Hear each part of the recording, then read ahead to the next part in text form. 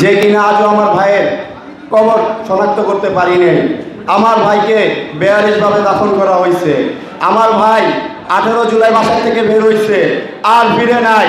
আমার ভাইয়ের লাশটাও ফিরে নাই। 18 জুলাই যাত্রাবাড়ি কাজলা মহাসড়কে তাকে টর্চার করে, প্রথমে টর্চার করছে, তারপর পিছন দিয়ে গানশট দিয়ে 3টা গুলি করছে। তার শরীরে এত পরিমাণ ছড়া গুলি ছিল যেটা যারা পোস্টমর্টম করছে শাহবাগ থানার পুলিশরা তারা গুণও শেষ করতে পারে নাই। তারপর ছাত্ররা ঢাকা মেডিকেল নিয়ে গেছে। ঢাকা মেডিকেলের থেকে মাত্র 5 দিন পর শাহবাগ থানার মাধ্যমে, শাহবাগ থানা সাবেক এসআই জব্বারের মাধ্যমে রায়ের বাজার বুদ্ধিজীবী কবরস্থান থেকে দাফন করা হয়েছে 24শে জুলাই। 24শে জুলাই দাফন করা হয়েছে রায়ের বাজার বুদ্ধিজীবী কবরস্থানের 4 নম্বর ব্লকে। ওখানে 114টা কবর। ওখানে কেউ বেয়ারিশ না, সবাই ওয়ারিশ। সবার ছিল পিত্ত পরিচয়, ছিল পরিবার। স্বৈরাচার সরকারের কারণে তাদেরকে বেয়ারিশভাবে দাফন করা হয়েছে। তারা তো বেয়ারিশ ছিল না। এই অন্তর্বর্তীকালে সরকার কেন আজ 8 মাস রানিং হয়ে গেছে, কেন আমাদের ভাইদের লাশগুলা ডিএনএ টেস্টের মাধ্যমে শনাক্ত করে আমাদের মতো স্বজনদেরকে ফিরিয়ে দিতেছে না? কেন? বিচার কই? সংস্কার কই? আমার ভাইদের কবরের সন্ধান কই? এই অন্তর্বর্তীকালে সরকার কি করতেছে? আর যে খুনি হাসিনার নির্দেশে আমার ভাইদেরকে বেয়ারিশভাবে দাফন করা হয়েছে, আমি তাদের ফাঁসি চাই। এই বাংলার মাটিতে তাদের ফাঁসি হবে ইনশাআল্লাহ।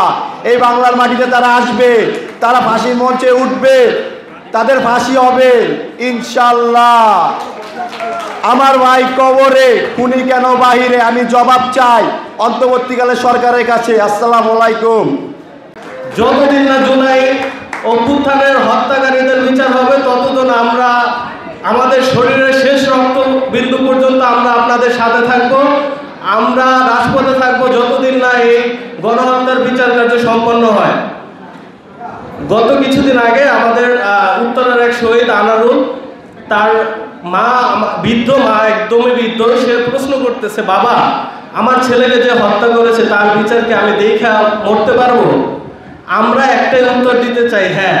শহীদ আনারুলের মা, আরও 2000 শহীদ এবং 30,000 যোদ্ধা যারা আহত হয়েছে, সবার প্রশ্নের উত্তর আমরা হ্যাঁ চাই। যারা এই হাজারো নিরীহ মানুষকে হত্যা করেছে, পঙ্গু করেছে, তাদের বিচার হতেই হবে।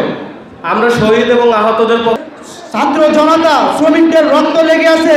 2000-এর উপর শহীদ, 50,000-এর উপর আহত ভাই বোনেরা আমাদের আছে।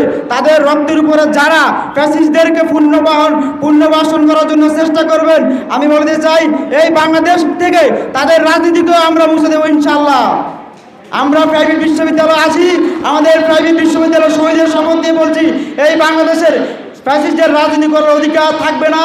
এবং যারা আছেন তারা নতুন করে সবাইকে নিয়ে নতুন করে রাজনীতি করুন। ফ্যাসিস্টদের নিয়ে যারা রাজনীতি করার চিন্তা ভাবনা করবেন, আপনাদের রাজনীতির ইতিহাসকে আমরা মুছে দেবো ইনশাআল্লাহ। ইনকিলাব জিন্দাবাদ। প্রাইভেট বিশ্ববিদ্যালয় দীর্ঘজীবী হোক।